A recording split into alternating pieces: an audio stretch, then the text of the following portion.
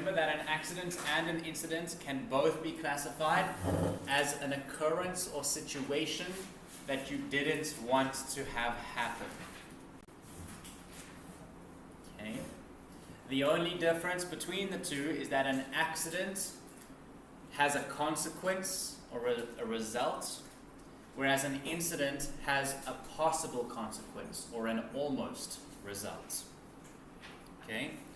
So again, if we look at the bird strike, an accident would be you fly and hit a bird, boom, accident. Because something happened. The bird was hit, the drone might have damage. The incident would be the near miss.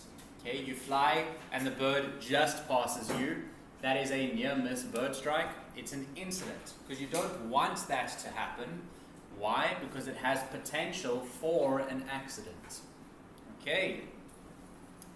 Cool. The three things you need to remember about accidents, what are they? Number one? Loss of what? Life or injury. Yeah, damn right. Okay, so number one is life and injury. Okay, so your death and disaster. That applies to humans as well as animals. Yeah, boy. Number two, that's right, damage to property. Now that can be your property, being the drone, or it can be someone else's property, being you've flown into a brick wall and the brick wall came down. Okay. And then number three, which isn't going to happen by the way, your drone is going to be destroyed more than the brick wall. And then number three is the destruction of the UA beyond economical repair. Now this is not in fact number three. Okay? What this is talking about is a write-off. The same way that your car can be written off, your drone can also be written off. This is just summarizing, or it's just one of the multiple facets of the main purpose, which is if your drone ceases to exist. That is number three. If your drone ceases to exist. For those who don't understand what I'm saying here, it's where your drone basically it's not there anymore, okay? It doesn't exist, it's gone.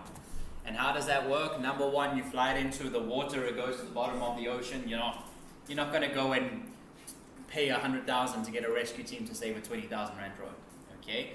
It's out in the wilderness, it ceases to exist, okay? Accident. Number two, you fly your drone into an FAP, it lands. For some reason you flown it in an FAP. Oh, you guys don't. An FAP is a prohibited space. So let's say there's a military space and your drone has a flyaway and it ends up landing in a military space. You're not going to see that drone again. You're not going to go to the military and say, hey, can I have my drone back? Okay, because it infringed on airspace. It entered airspace illegally out of emergency situations. So that is also where your drone will cease to exist. You can also have where your drone is hijacked. Okay, one of the main reasons why we always put the remote on first before the drone is because if we put the drone on and our remote isn't on, the drone can connect to something else and it can fly that way. Okay, people hijack drones, dudes. This is South Africa. You get crooks everywhere. Okay, so that's another way, because that way your drone ceases to exist. Okay, unless you have tracking device, which our drones don't normally, unless, well they do, but for different purposes other than to actually track the drone down. And the other one would be if your drone catches fire and then it just doesn't exist anymore. Okay, because it literally burned to a crisp. That would be your fourth reason. But they all tie into the one main thing, which is your drone no longer exists. Your drone is dead. Okay, and all intensive purposes. Why do we need to report all of those to the SACAA? The same reason that we need to report all incidents. Not all incidents, but our most severe incidents to the SACAA. Because the SACAA will be able to see patterns and be able to make amends to the regulations to stop those incidents from occurring.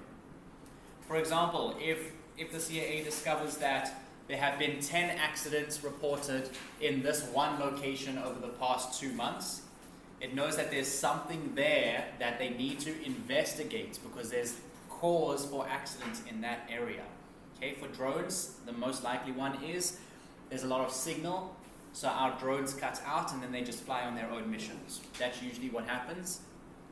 Not usually in our operations, but if there's a hotspot, if there's a drone investigative hotspot, it's usually because a lot of drones have been cutting out their signal there. So the CAA then can see, wow, a lot of drones have cut out their signal there. Let's go and investigate. That's the point. It's not the blame game. A lot of people think that they're afraid of the CAA. They don't want to report accidents and incidents. No, it's not a blame game. The CAA needs to see where accidents are happening so that they can then put in corrections to stop those accidents in future. Okay. Cool. Right, the only incident that you have to report to CAA is where you lose connection with your drone. You don't have to report near misses. You don't have to report near bird strikes. You don't even have to report if you fly in a tree, it falls out the ground, you pick it up again, it flies again, it's perfectly fine. That's an incident. But it is not an incident where you have lost communication with your drone. In other words, your remote control has a radio connection with the drone.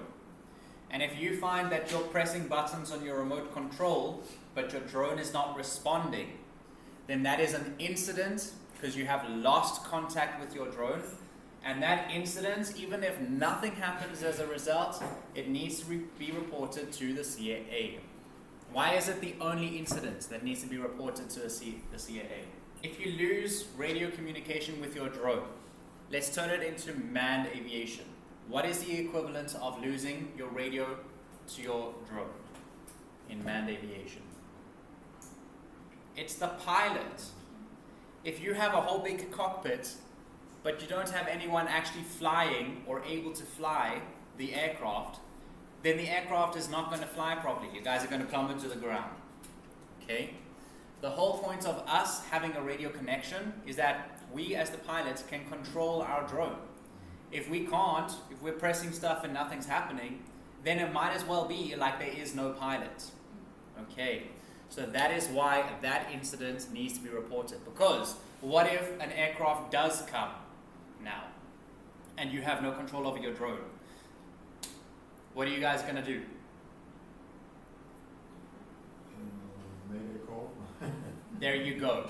You're going to give a call on the radio. Okay? But we'll talk about radio work later on. Alright? But the biggest and best thing, our regulation says that drones are at the bottom of the hierarchy, and that means they need to get out of the way of all other operators in the sky. The difference is, if you don't have control of your drone, it is no longer a right-of-way situation, it becomes an emergency situation. That is why it is not just an incident.